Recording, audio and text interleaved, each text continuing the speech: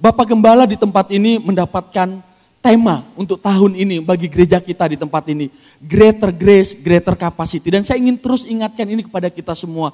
Bahwa kita yang menerima kasih karunia Tuhan, begitu besar, kita yang terus mendengar kasih karunia begitu besar, saya yakin ya kapasitas kita juga akan Tuhan perbesar dalam hidup kita. Amin.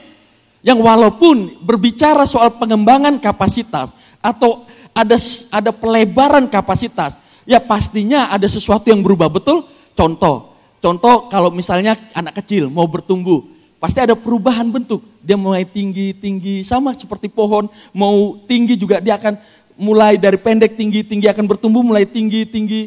Tetapi di balik pertumbuhan itu ada proses yang terjadi.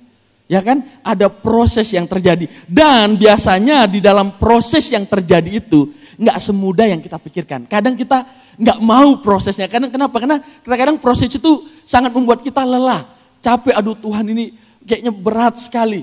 Ya, siapa di sini yang saat-saat ini mungkin dalam kehidupan rohaninya, dalam kehidupan sehari-hari, dalam pekerjaan, dalam pelayanan, bahkan merasa saat-saat ini kayak, wih, beta lelah, beta capek sekali. Ya, tetapi percayalah bahwa di dalam kapasitas, dalam proses itu kita punya Tuhan Yesus ya yang mau selalu bersama kita ya, yang akan selalu menyertai kita di dalam proses dalam kehidupan kita. Minggu lalu Bapak Gembala bagikan kepada kita, bahkan Petrus sendiri di dalam proses pertumbuhannya untuk kapasitasnya menjadi pribadi yang semakin dipakai Tuhan, dia diperbesar, ada proses yang dialami. Dan bahkan dalam proses yang dialami, dia bahkan hampir menyerah. Ya bahkan dia bilang sama Yesus, ya pergilah dari sini, aku manusia yang berdosa. Ya dia bahkan, tetapi kita tahu kita punya Tuhan Yesus yang berdoa bagi Petrus. Bahkan di saat dia mau menyerah, Yesus berdoa bagi dan berkata, Petrus tenang, aku berdoa bagimu supaya imanmu jangan gugur. Sadarkah saudara dan saya bahwa kita punya Tuhan yang selalu berdoa bagi kita, bersama kita di dalam setiap proses kehidupan kita untuk tidak membiarkan kita, iman kita gugur dari Dia. Untuk selalu memegang kita erat, untuk selalu bersama Dia. Sehingga tema untuk minggu ini ya, di ibadah 1 saya sudah bagikan, dan di ibadah 2 tema yang sama ya, saya beri judul untuk minggu ini khotbah saya, Are you tired in the process? Come to Jesus and your capacity will grow greater. Apakah saudara lelah saat ini di dalam proses? Datang sama Yesus, dan pada saat saudara datang sama Yesus, kapasitas rohani hidup saudara, kapasitas hidup saudara akan bertumbuh secara otomatis. Karena bukan saudara yang mengusahakan pertumbuhan itu, tetapi Tuhan Yesus, Tuhan kita yang akan membuat saudara bertumbuh di dalam Dia. Sehingga dari judul ini, saya ingin kita sama-sama belajar di bagian Alkitab, di dalam perjanjian lama, di dalam 1 Raja-Raja, pasalnya yang ke-19, ayat 3 sampai 4. Maka takutlah ia, lalu bangkit dan pergi menyelamatkan nyawanya. Dan setelah sampai ke Berseba yang termasuk wilayah Yehuda, ia meninggalkan bujangnya di sana. Ayat berikutnya, tetapi ia sendiri masuk ke padang gurun sehari perjalanan jauhnya, lalu duduk di bawah sebuah pohon arar. Kemudian ia ingin mati, katanya, cukuplah itu. Sekarang ya Tuhan, ambillah nyawaku, sebab aku ini tidak lebih baik daripada nenek moyangku. Tahu siapa pribadi ini? Elia ini alat nabi Tuhan yang begitu luar biasa. Sangat-sangat luar biasa. Kenapa sangat luar biasa? Kalau kita ingin memahami ini, masuk ke pembahasan ini, kita lihat dulu sebelumnya apa yang terjadi. Kenapa kok tiba-tiba dia mau bunuh diri? Kita akan lihat itu terlebih dahulu. Kenapa dia tiba-tiba tinggalkan bujangnya ya? Tapi luar biasa ya Elia ini ya, Bapak Mama, Saudara-saudari. Dia mau pingin mati padang gurun, dia gak ajak bujangnya. Jadi bujangnya dia tinggal. Dia udah biar saya sendiri saja. Dia pergi ke padang gurun, dia bilang, Tuhan ambil nyawaku. Ya dia pingin mati di sana, Tuhan ambil nyawaku. Pertanyaannya, apa yang membuat dia sampai seperti itu? Karena kita tahu bahwa sebelumnya latar belakangnya di pasal yang ke-18, dia sedang dipakai Tuhan luar biasa. Ya, apa yang terjadi? Kalau kita lihat pasal 18 sangat cepat saja, ya. Yang terjadi adalah ada musim kekeringan ya di Samaria. Samaria ini ya kerajaan Israel di daerah utara, rajanya waktu itu Ahab, ya. Ada kekeringan. Ada kekeringan terjadi, tidak ada hujan seperti itu. Lalu Tuhan utus Elia untuk mendatangkan hujan bagi mereka. Karena kekeringan yang sangat hebat. Saya tidak tahu di mana saat ini fase hidup kita dalam kehidupan kita. Mungkin saat ini kita ada di dalam masa-masa kekeringan dalam kehidupan kita. Mungkin kita saat ini ada masa-masa di mana sangat kering, dry, sangat kering. Kita butuh kesegaran, kita butuh air hujan. Bahkan di saat ini, konteksnya ini orang Israel, ya khususnya ini orang-orang di Samaria tidak mau datang sama Tuhan. Raja Ahab bahkan suruh pelayannya yang lain untuk, ayo kita coba cari mata air. Bukan cari Tuhan, cari mata air. Mana tahu ada sisanya air, atau ada rumput tumbuh sehingga kita nggak perlu korbankan binatang, potong binatang. Ya, bahkan mereka nggak cari Tuhan, tapi Tuhan yang datang sama mereka untuk memberikan apa? Mujizatnya, hujan yang lebat bagi mereka, untuk menjegarkan tanah yang begitu kering. Sama dalam kehidupan kita. Di dalam kehidupan ini mungkin kita ada fase-fase kekeringan saat ini yang saudara dan saya alami. Di dalam setiap kehidupan kita, pelayanan kita bahkan, kita merasa Tuhan dry. Karena konteksnya kalau kita lihat di sini Elia baru saja melayani Tuhan. Ya, kalau kita lihat baru melayani Tuhan tiba-tiba drop, dia turun.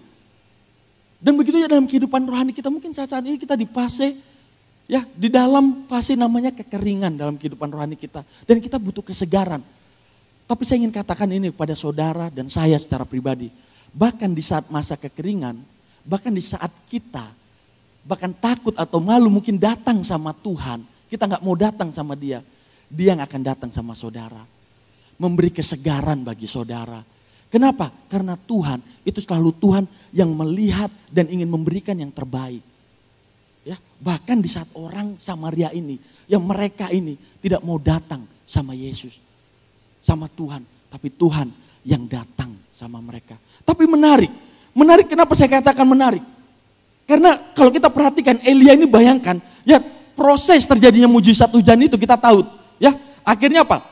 Elia bilang gini, oke, datangkan nabi-nabi Baal, ya, datangkan nabi-nabi Baal dan aku akan mengorbankan persembahan siapa yang diterima oleh Tuhannya. Dan kita tahu yang terjadi.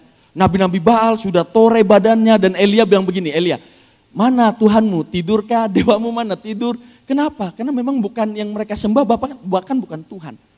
Tapi yang menarik di sini, Elia dengan persembahannya Tuhan kabulkan dan mujizat terjadi, hujan deras terjadi. Nanti kalau kita baca mundur di ayatnya di pasal ke-18.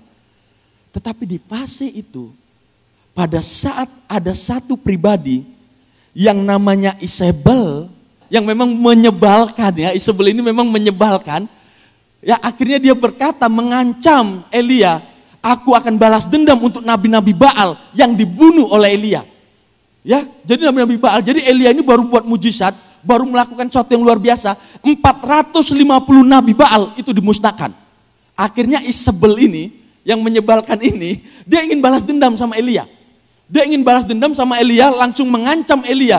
Elia, dalam bahasa aslinya, dalam bahasa Ibraninya, Elia itu artinya Yahweh adalah Tuhanku. Ya, dia yang adalah Allah Tuhan, hamba Tuhan yang begitu luar biasa, yang berfokus kepada Tuhan dan Tuhan pakai dia luar biasa. Tiba-tiba karena dengar ancaman dari yang menyebalkan ini, Isabel ini, ya, akhirnya apa? Dia takut. Dia ketakutan, dia lari. Ini salah satu yang harus kita perhatikan.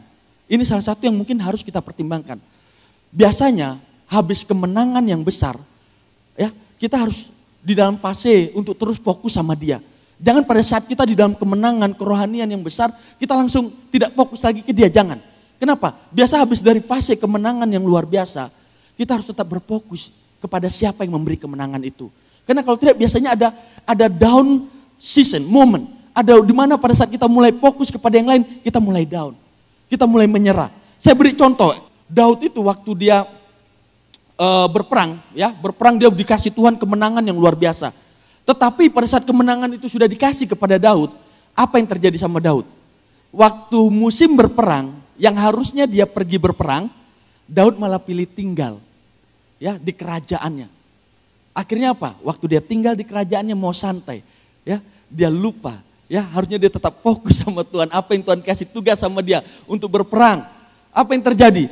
Ya, dia mulai santai, dia naik di atas, ya, suatu rumah. Akhirnya dia melihat tante Batseba. Ya, antara dua tafsiran, Batseba yang goda dia atau dia nggak sengaja lihat Batseba mandi, saya nggak tahu.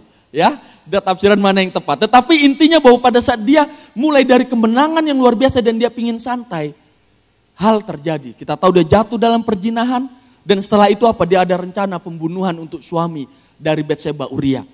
Dia masuk ke dalam hal yang begitu mengerikan. Kenapa? Karena dia alihkan pandangannya, fokusnya ya dari Tuhan kepada dirinya. Dalam kehidupan kita harus terus memandang Kristus. Dan apa yang terjadi sama Elia?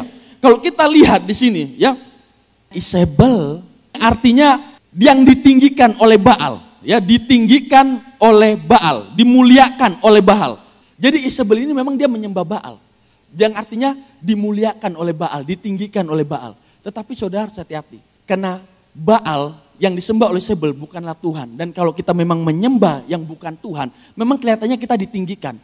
Tetapi habis ditinggikan biasa dibanting yang begitu mengerikan. Karena hanya Tuhan saja yang memberikan segala sesuatu itu cuma-cuma, secara free. Di luar dari itu, percayalah saudara. Ya, kalau saudara menyembah yang bukan Tuhan, tidak ada yang gratis. Hanya bagi Tuhan saja yang dia sudah memberikan segalanya cuma-cuma bagi kita. Dan itu yang terjadi. Jadi Isabel ini, ya, Isabel ini ingin balas dendam dan itu yang membuat Elia lari. Kita jangan langsung hakimi Elia. Langsung, masa hanya gara-gara omongan perempuan, ancaman perempuan, dia lari ketakutan seperti itu. Jangan salah ya. Jangan salah. Kenapa? Saya bilang jangan salah. Karena memang ya, Elia ini lari ke padang gurun ya, yang dari pelayanan yang begitu luar biasa ya, yang dipakai Tuhan luar biasa, yang dia awalnya berfokus sama Tuhan, tiba-tiba apa? Tiba-tiba dia berfokus sama ancaman dari Isabel. Tapi mungkin saudara bilang ini, Kak, masa diancam sama Isabel aja dia takut? Saudara percayalah, pada saat kita mengalihkan pandangan kita dari Tuhan kepada yang lain, kita mulai akhirnya dalam kehidupan kita mulai terombang-ambing. Kita mulai ketakutan. Sama seperti Petrus, betul tidak? Waktu Yesus datang sama dia dan dia bilang, Tuhan jikalau itu engkau, suruh aku datang kepadamu. Ya, dia dikatakan dia tidak jalan, dia lompat. Bayangkan dia lompat di atas air, saudara. Biasa kalau kita berenang, lompat itu langsung tenggelam. Dia tidak, dia lompat dan dia berjalan di atas air. Tetapi waktu dia rasa angin, badai, fokusnya mulai teralihkan dari Tuhan kepada yang lain. Dan apa yang terjadi? Dia tenggelam, dia tenggelam. Dan begitu juga dalam kehidupan kita, kalau kita mulai mengalihkan fokus kita dari Tuhan kepada yang lain, kita akan mulai mungkin lelah, capek, ya kita mungkin akan mulai rasa, Tuhan beta kayaknya mau menyerah. Dan itu yang terjadi sama Elia, oleh ancaman Isabel. Karena kalau kita lihat pasal-pasal sebelumnya, dia bunuh nabi-nabi Allah. Dia bunuh nabi-nabi Allah, betul-betul dia bantai mereka. Sehingga apa? Sehingga Elia melihat itu bahwa Isabel bukan hanya ngancam dari mulut, tetapi juga dia melakukannya. Sehingga apa? Itu yang membuat Elia langsung, wow, langsung dia lari ketakutan. Kenapa? Karena dia alihkan fokusnya, pandangannya dari Tuhan yang melakukan mujizat gitu luar biasa kepada perkataan dari Isabel. Jadi yang pertama sebenarnya secara alami apa yang membuat Elia itu lari ke padang gurun dan bahkan bilang, ambil saja nyawaku. Yang pertama, itu karena Isabel bukan hanya omong, tetapi dia memang ngeri. Ya, dia itu menakutkan. Ya, kenapa? Dia bisa bantai nabi-nabi Allah. Ya, yang kedua, kata cukuplah itu kalau kita perhatikan di ayat 8 ayatnya yang ke firman Tuhan tadi, ayat yang ketiga sampai 4, cukuplah bagiku. Ya, di dalam bahasa aslinya itu memakai bahasa kata rab yang bisa berarti ini terlalu berat bagiku. Atau ini aku sudah cukup, aku mau menyerah. Ya, jadi kata rab itu artinya bisa, ini sudah cukup, ini sudah terlalu banyak. It's too much. Beta gak sanggup lagi tanggung. Seberapa banyak di antara kita yang di dalam pekerjaan kita, di dalam pelayanan kita masuk di mana pasti, Tuhan ini kayaknya sudah terlalu berat. Ini sudah terlalu banyak, beta mau menyerah. Beta sudah terlalu kering Tuhan dalam hidup ini. Ya, beta sudah mau menyerah, sama seperti Petrus. Ya, Petrus, dia kadang dia mau menyerah dalam kehidupannya. Tetapi sekali lagi ada Tuhan yang selalu bersama dengan dia, menyertai dia, menolong dia. Sama seperti Tuhan menolong Elia. Bahkan di saat Elia menggantikan pandangannya yang kepada Tuhan, kepada apa yang dia bisa dengar, yang bisa dia lihat. Yaitu siapa? Isabel. Begitu juga, tapi Tuhan tidak pernah mengalihkan pandangannya kepada Elia. Sama seperti Tuhan tidak pernah memalingkan pandangannya kepada Petrus waktu dia tenggelam. Dan begitu juga, Tuhan tidak pernah memalingkan pandangannya kepada saudara dan saya. Amin. Dia tidak pernah malingkan pandangannya kepada saudara dan saya. Apa buktinya? Kita lihat ayat 5 sampai ayat yang ke-8. Sesudah itu ia berbaring dan tidur di bawah pohon arar. Tetapi tiba-tiba seorang malaikat menyentuh dia serta berkata kepadanya, bangunlah, makanlah. Bayangkan saudara, dia lari ke padang gurun karena dia ketakutan. Terus dia berbaring, tidur, lalu malaikat Tuhan, bangun, makanlah. Wow. Waktu saya baca ayat ini, saya melihat Tuhan yang begitu luar biasa, yang tidak pernah meninggalkan kita, bahkan sekalipun di fase di mana kita merasa ditinggalkan oleh Tuhan. Di mana kita ada fase di mana kita merasa sangat kering, di saat kita merasa sangat capek, pada saat kita merasa sudah meta mati, Elia, dia baring, apa yang terjadi? Tuhan bilang bangun, ya malaikat Tuhan bilang bangun, makanlah.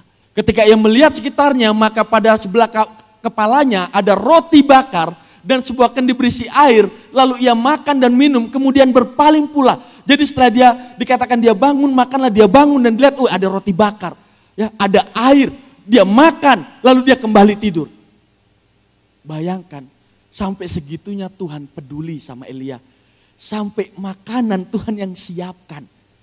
Dan begitulah juga Tuhan peduli sama kita. Bahkan di saat masa-masa kita merasa kita capek, kita kering dalam hidup kita, dia akan tetap mensuplai apa yang kita butuhkan. Dia akan selalu ada buat kita untuk memberikan apa yang kita butuhkan. Kenapa? Karena berikutnya bilang seperti ini, menarik. Ya, tetapi malaikat Tuhan datang untuk kedua kalinya dan menyentuh dia serta berkata, bangunlah, makanlah, sebab kalau engkau tidak, perjalananmu nanti terlalu jauh bagimu. Jadi dia bilang, bangun, makanlah, perjalananmu nanti akan jauh bagimu. Tahu nggak? Ini yang menarik bagi saya. Saya sangat diberkati sekali di sini. Tuhan tahu, ya, dia mensuplai energi yang dibutuhkan untuk Elia. Kenapa? Tuhan tahu seberapa jauh dia akan melangkah, seberapa jauh dia akan menuju, dia akan pergi kemana Tuhan tahu. Dan begitu juga Tuhan tahu seberapa jauh saudara dan saya akan melangkah dalam hidup ini. Sehingga dia mensuplai apa yang saudara butuhkan dalam langkah yang saudara akan ambil di dalam kehidupan saudara. Dalam pelayanan saudara, dalam pekerjaan saudara, dalam keluarga saudara.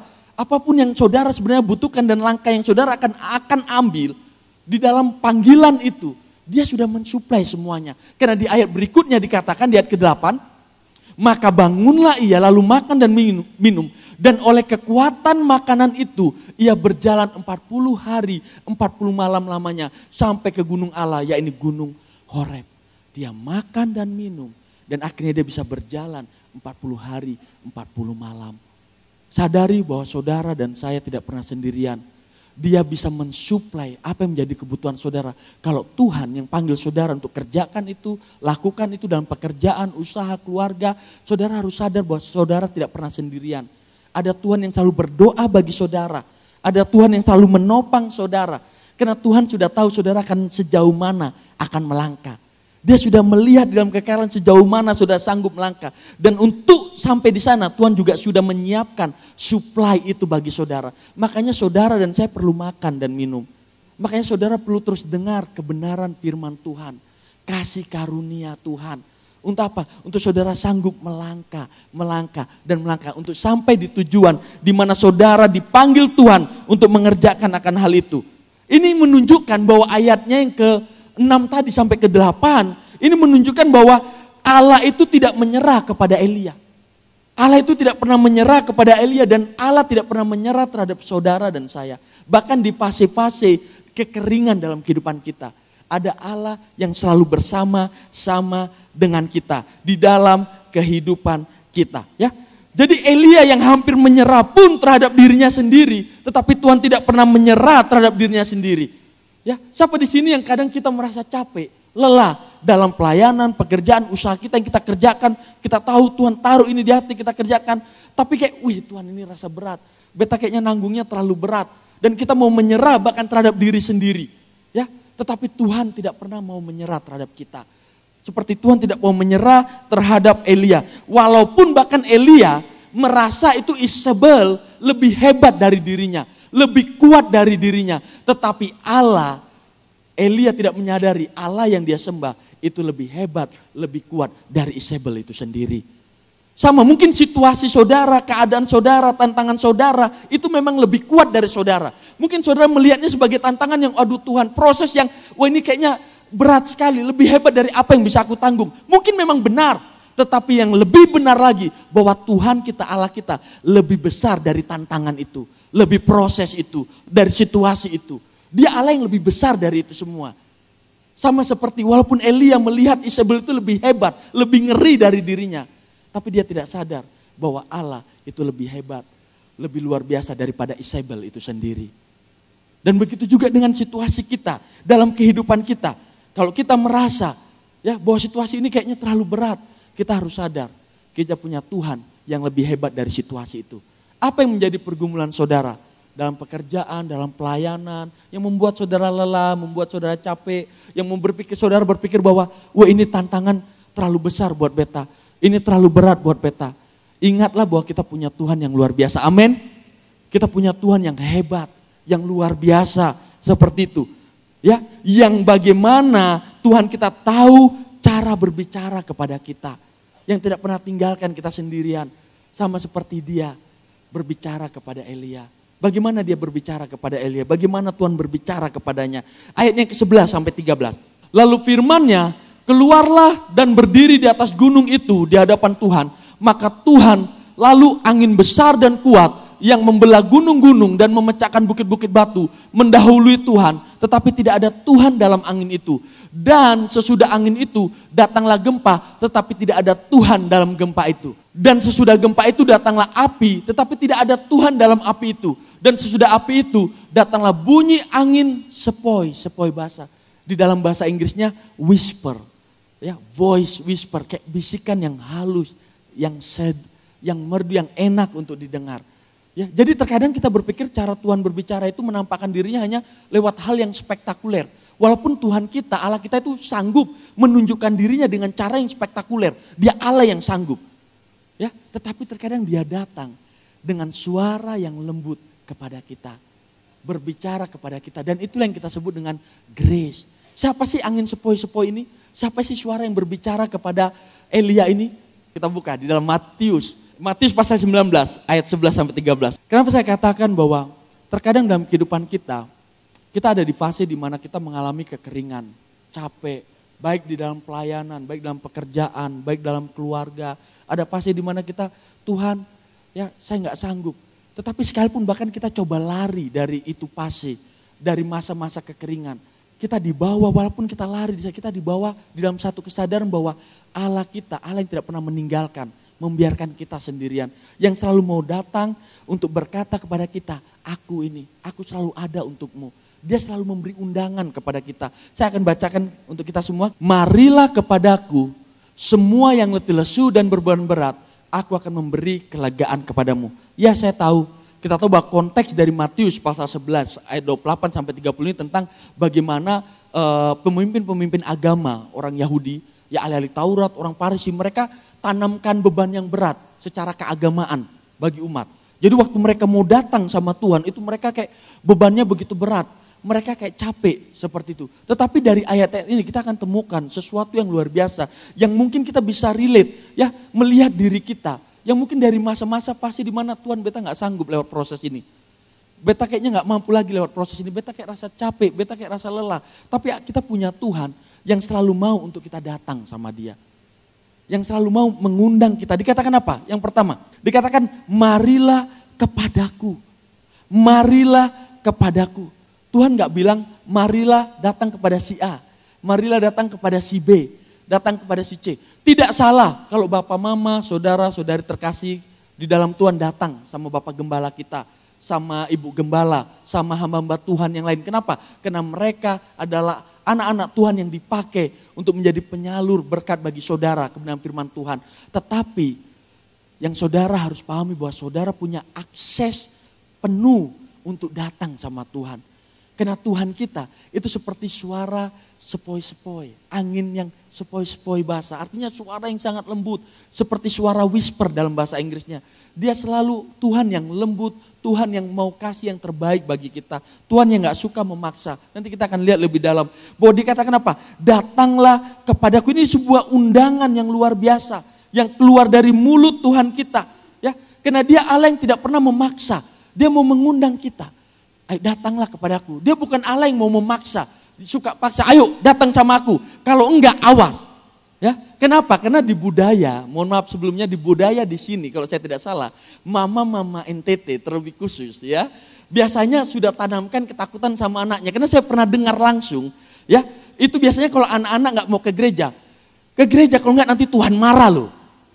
Atau di sini ada yang pengalaman seperti itu, ya, ke gereja kalau nggak nanti Tuhan marah loh. Jadi anak-anak di sini sudah ditanamkan kita punya Tuhan yang di surga berdiri sama pegang trisula seperti itu.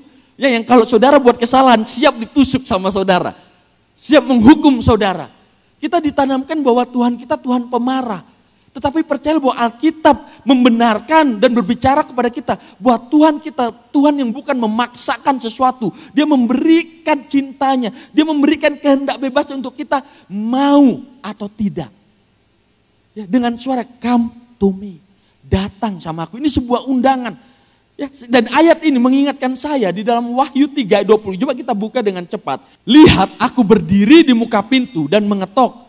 Jikalau ada orang yang mendengar suaraku dan membukakan pintu, aku akan masuk mendapatkannya dan aku akan makan bersama-sama dengan dia dan ia akan bersama-sama dengan aku. Dikatakan apa? Aku mengetok di depan pintu. Dia bukan aku mendobrak di depan pintu. Dia tidak bilang seperti itu. Atau dia nggak bilang aku pasang bom di depan pintu. Tidak ya, dia mengetuk. Dan inilah luar biasanya Tuhan kita. Ya, selalu memberikan firman-Nya sesuai dengan konteksnya sehingga kita bisa paham. Walaupun konteks ini, ayat ini sering dipakai untuk penginjilan, untuk menerima Tuhan Yesus. Tapi sebenarnya ayat ini berbicara soal pertobatan. Bagaimana Tuhan untuk mengajak kita kembali fokus sama Dia. Dan memang budaya pada waktu itu, ya, rumah di waktu itu waktu Yesus berbicara seperti ini, ya, itu rumah pada waktu itu dibuat, pintu utamanya itu hanya orang yang dari dalam yang bisa buka pintu. Sehingga apa? Waktu tamu mengetuk, biasanya tuan rumah yang izinkan dulu orangnya masuk, baru orang tamu itu bisa datang. Sama Tuhan itu bukan Tuhan yang maksa, Tuhan itu menunggu. Waktu dia berbicara kepada kita, mau tidak? Datang kepadaku, datang kepadaku.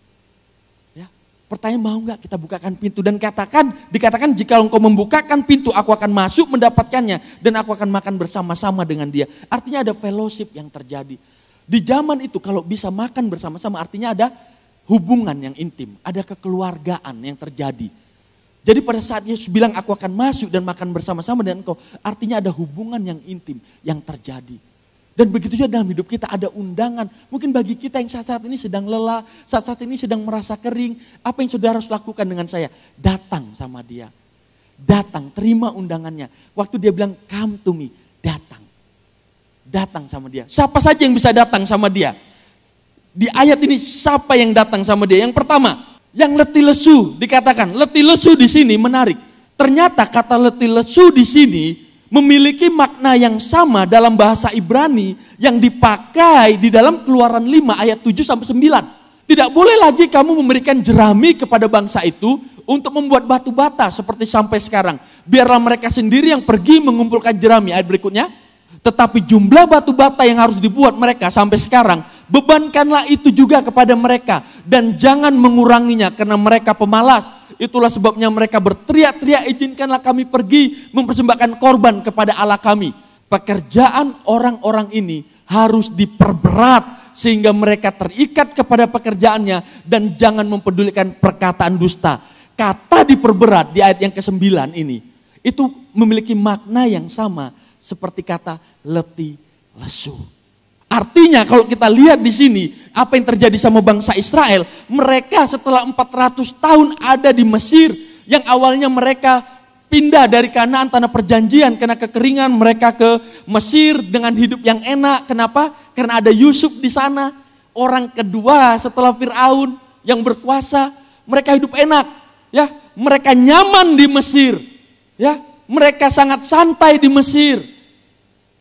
Sampai akhirnya datanglah raja baru. Raja baru datang gak kenal Yusuf. Dan dia berkata, ini orang Israel ini makin banyak. Ini bahaya.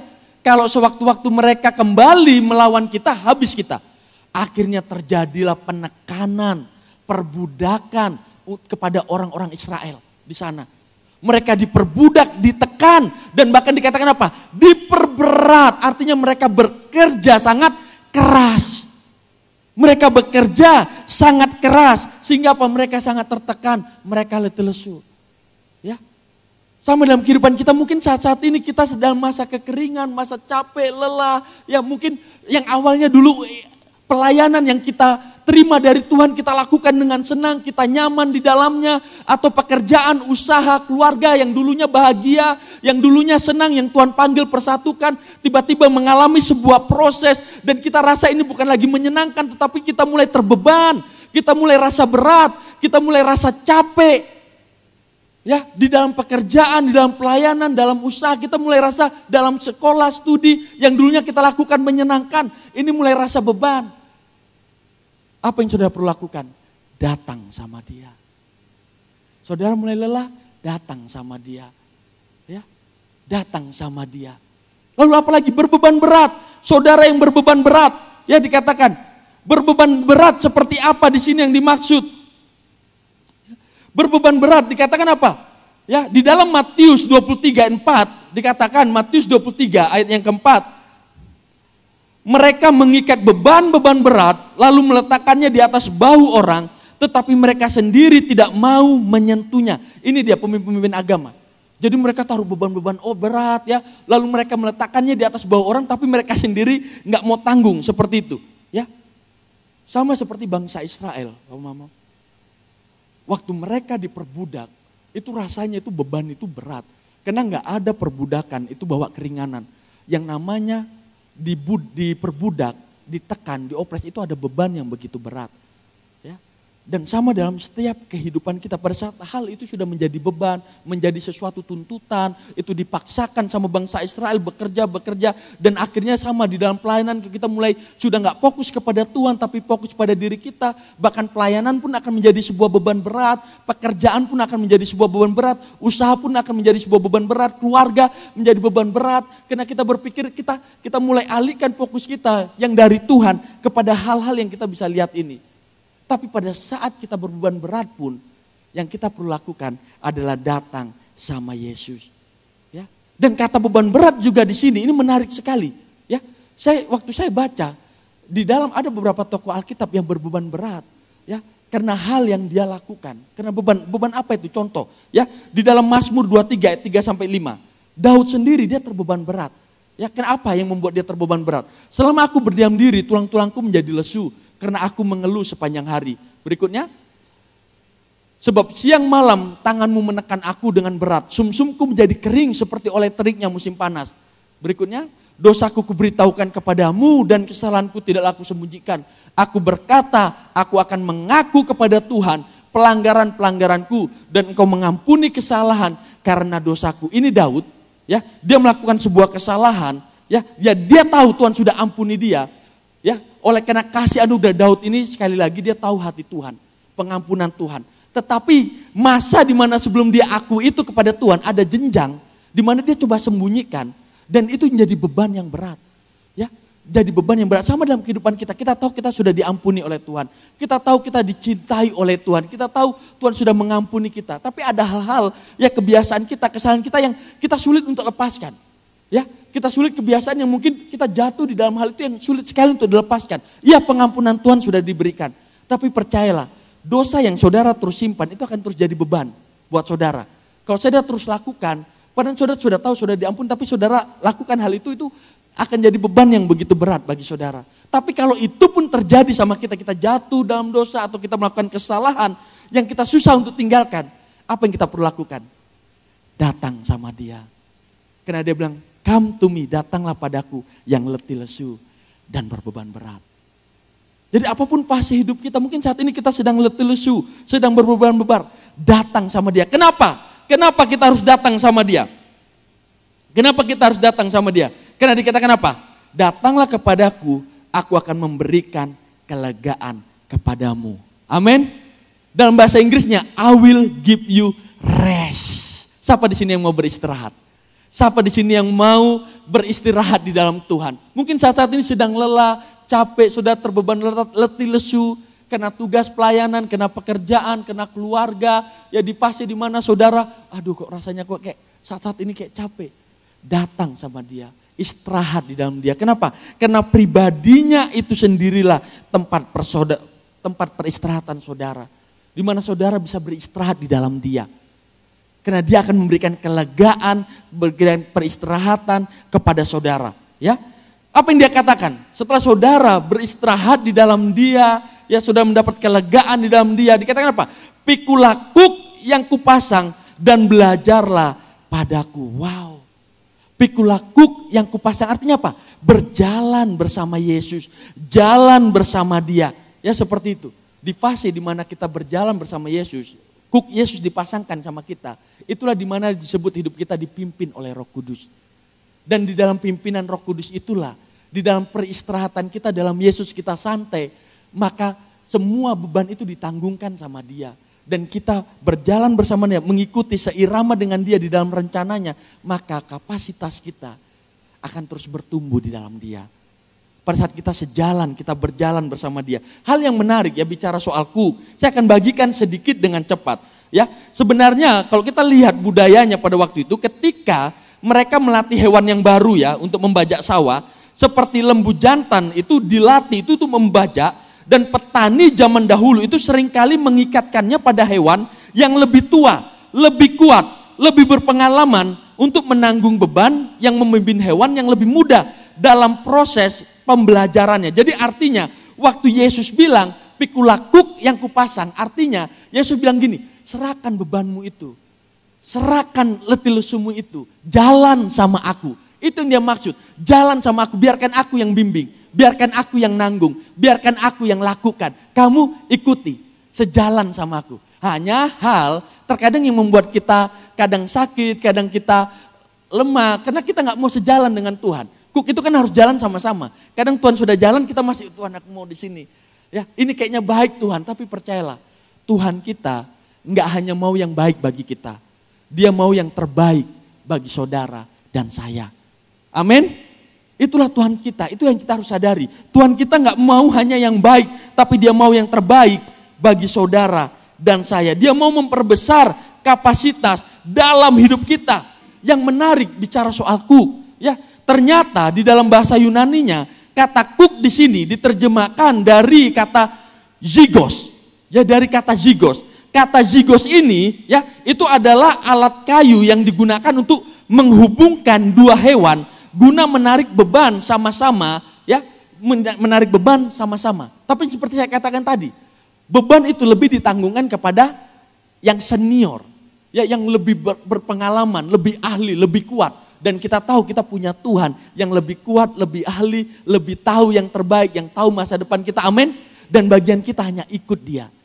Dikatakan kan manusia itu seperti uap, terbatas, Tuhan tidak terbatas. Artinya kita punya Tuhan yang ingin bersama kita, merangkul kita, ayo ikut saya, ikut aku, seperti itu. Dan untuk kapasitas kita bisa besar, yang menarik adalah ternyata kata zygos ini juga istilah kedokteran zigot yang disebut zigot.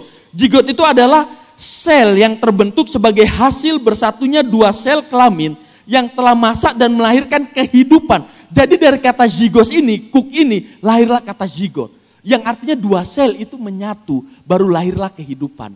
Dan itu juga dalam kehidupan kita, kita disatukan dengan Tuhan dan di situ kita bisa menghasilkan buah. Makanya pada saat kita merasa diri kita lelah, berbeban berat, kita datang sama dia, kita sadari Tuhan selalu, ayo datang sama aku untuk apa? Kita mulai fellowship. Untuk kita memiliki hubungan dengan dia. Untuk kita selalu bersekutu dengan dia. Kenapa? Karena pada saat kita selalu melekat, bersekutu dengan dia, disitulah kita bisa berbuah. Disitulah kita bisa berbuah. Datang bagaimana Kak? Dengan iman. Bahwa kehidupan kita ini, ya kita diselamatkan oleh iman. Kita dibenarkan oleh iman. Tetapi dari iman itulah pada akhirnya memampukan kita untuk mengembangkan kapasitas dalam kehidupan kita. Dari iman dalam dia itulah akhirnya lahir buah roh. Makanya ya di dalam Yohanes 15 ayat 34, coba Kak bukakan Yohanes ya. Yohanes 15 ayat 3 sampai 4. Kamu memang sudah bersih karena firman yang telah kukatakan kepadamu. Tinggallah di dalam aku dan aku di dalam kamu. Sama seperti ranting yang tidak dapat berbuah dari dirinya sendiri kalau ia tidak tinggal pada pokok anggur. Demikian juga kamu tidak berbuah jika kamu tidak tinggal di dalam aku. Wow. Ya, pada saat kita melekat pada pokok anggur itu, secara otomatis kita akan menghasilkan buah dalam kehidupan kita. Semakin kita menerima supply dari dia, betul tidak? Semakin kita menerima kasih karunia dari dia, semakin kita menerima itu, menerima kasih karunia-Nya, maka secara otomatis buah itu melimpah dalam kehidupan kita. Buah itu terus melimpah dalam kehidupan kita. Bahkan dikatakan bisa 100 kali lipat. Amin. Jadi tinggallah di dalam dia. Secara otomatis kita beristirahat di dalam dia. Jadi bagi saudara ya, Bapak Mama yang terkasih di dalam Tuhan saat ini, yang mungkin saat ini merasa kering dalam hidupnya, yang mungkin saat ini merasa lelah dalam kehidupannya, ya, merasa capek dalam kehidupannya, datang sama dia. Datang sama Yesus, terima kelegaannya, jalan bersama-sama dengan dia, dan percayalah secara otomatis saudara akan menghasilkan buah. Kapasitas kehidupan saudara akan Tuhan perbesar. Amin.